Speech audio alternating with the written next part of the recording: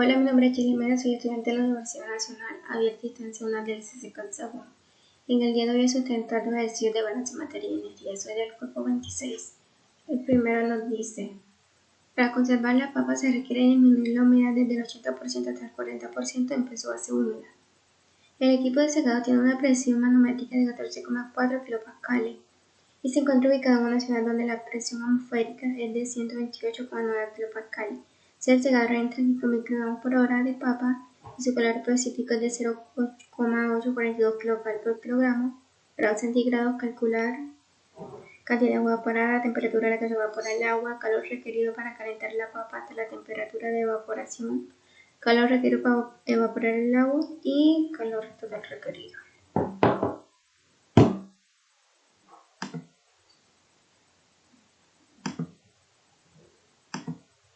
Tenemos la entrada P de la papa, que es de 5.000 kilogramos por hora.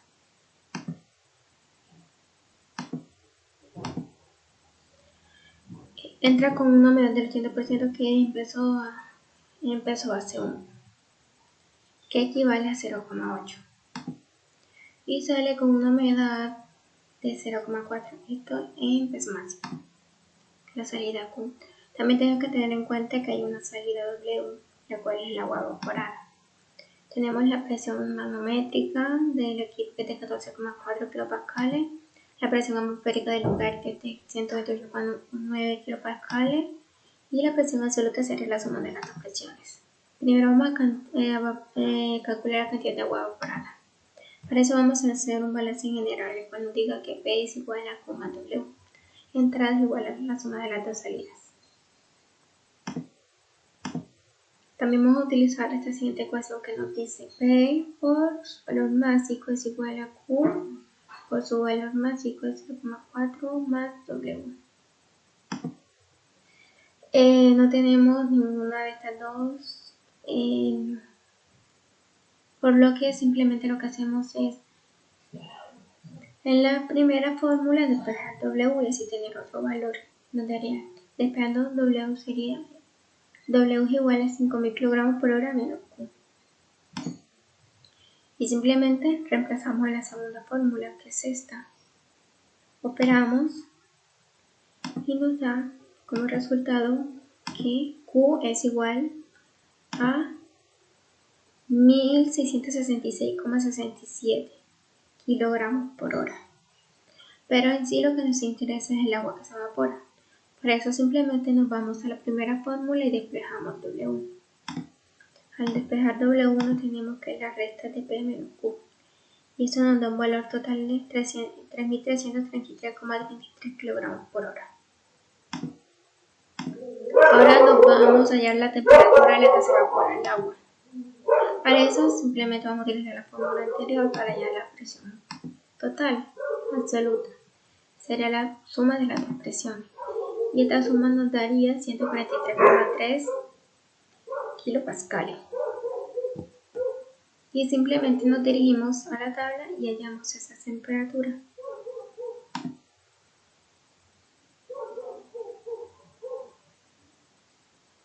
Temperatura de saturación.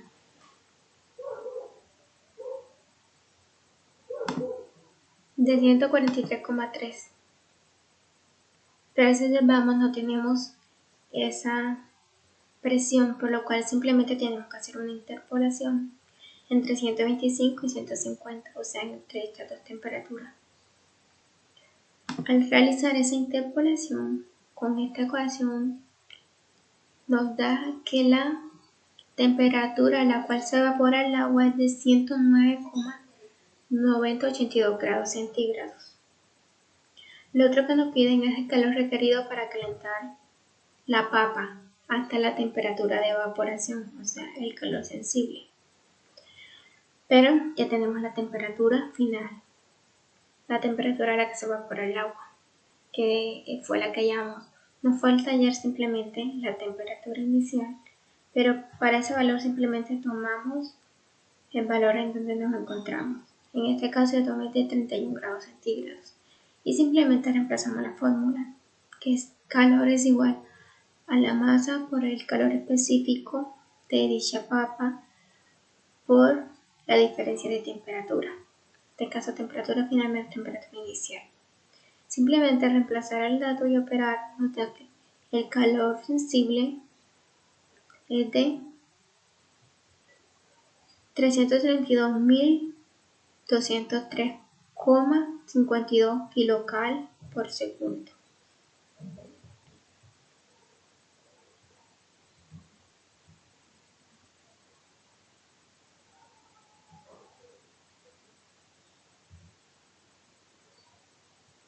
Nos piden también el calor latente. El calor latente solamente es igual a la masa del agua que se evapora por lambda. Lambda en este caso, que es la entalpía de cambio de estado, simplemente también la encontramos en la tabla. Y simplemente la buscamos a la presión esa, que era anteriormente la de 143,3 kilopascales. Como ya sabemos anteriormente, en la tabla tampoco vamos a encontrar esa presión.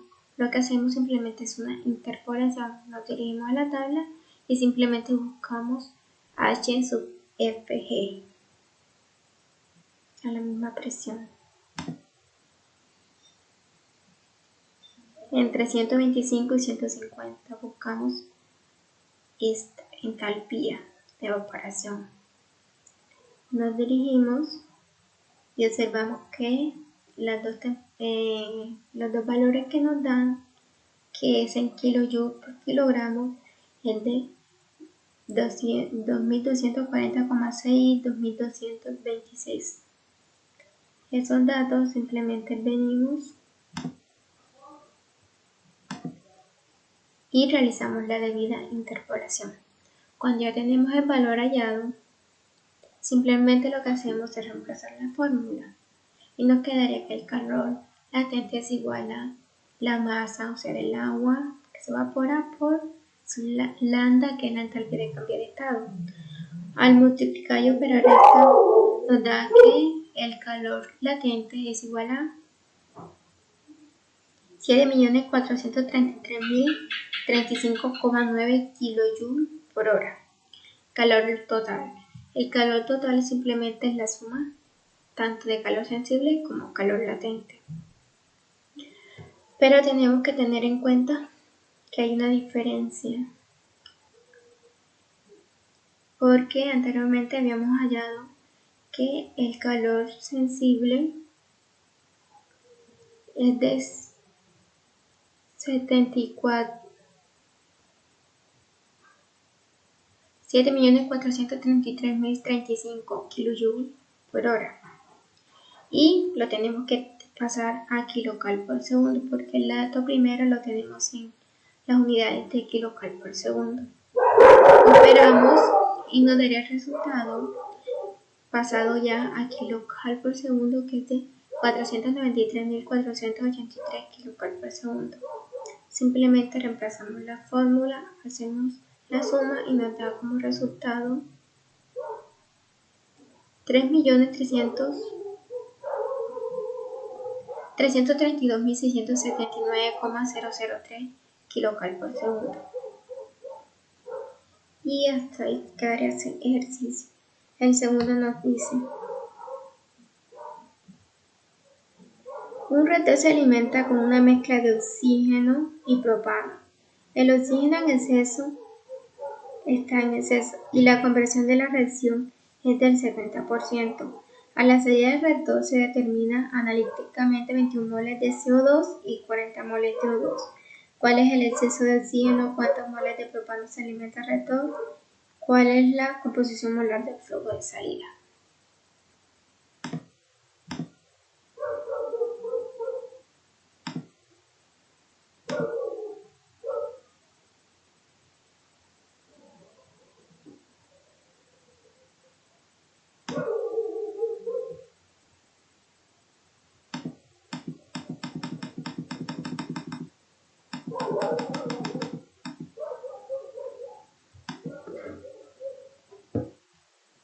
La receta que tenemos CH3H8 más 5O2 produce 3CO2 más 4H2O.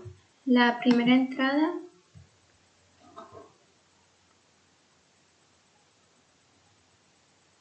es la del propano, y una segunda entrada, que es la del oxígeno, y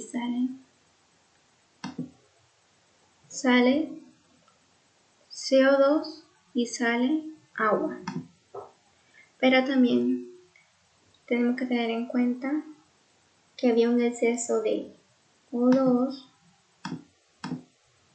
y también la reacción no es al 100%, sino que al 70%. Por esta razón también queda sobrante de C3H8. Primero decimos que 3 moles de CO2 producen 21 mol de CO2. Hacemos dicha operación y decimos que en sí reaccionan 7 moles de C3H8.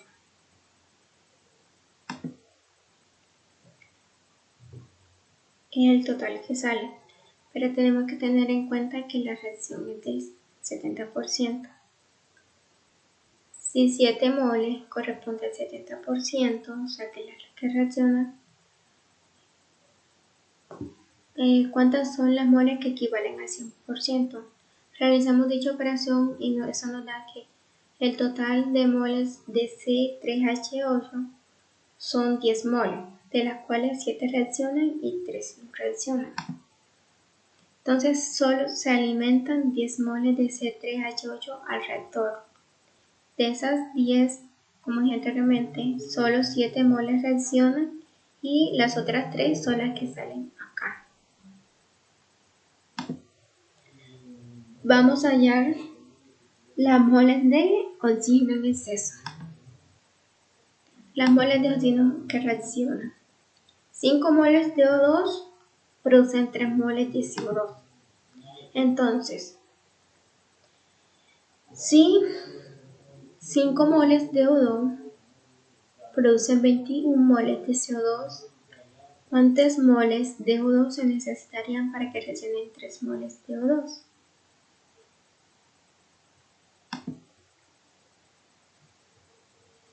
Y eso nos daría un resultado de 35 moles de O2. O sea, la que reaccionaron. Las moles de oxígeno que no reaccionaron fueron 40, las que salieron acá.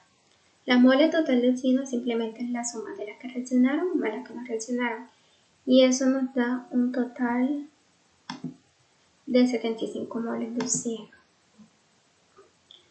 Si 75 moles de O2 corresponden al 100%, ¿cuáles son las moles en exceso? Para eso simplemente 40 moles corresponden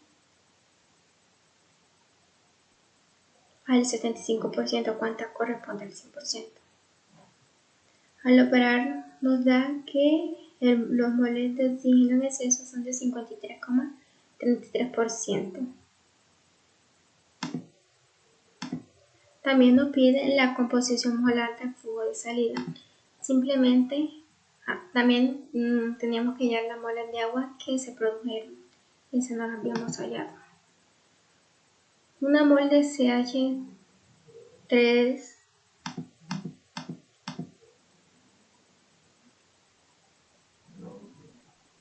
Una mol de C3H8 producen 4 moles de H2O de agua. ¿Cuántas moles de agua se necesitarían para que reaccionara con 7 moles de C3H8? O sea, ¿cuántas moles se necesitarían en total para producir esa cantidad de moles? Y nos daría un resultado de 28 moles de H2O. O sea, 7 moles de CH3H8 producirían 28 moles de agua. La composición molar. La composición molar es igual a moles de compuestos sobre moles totales. Primero hallamos las moles totales, que es la suma de todas las moles que salieron de todos los compuestos. Esto nos daría un total de 92 moles. La composición molar de CO2 sería el total de moles de O2 que salen sobre el total de moles. Y eso nos da un total de 0,0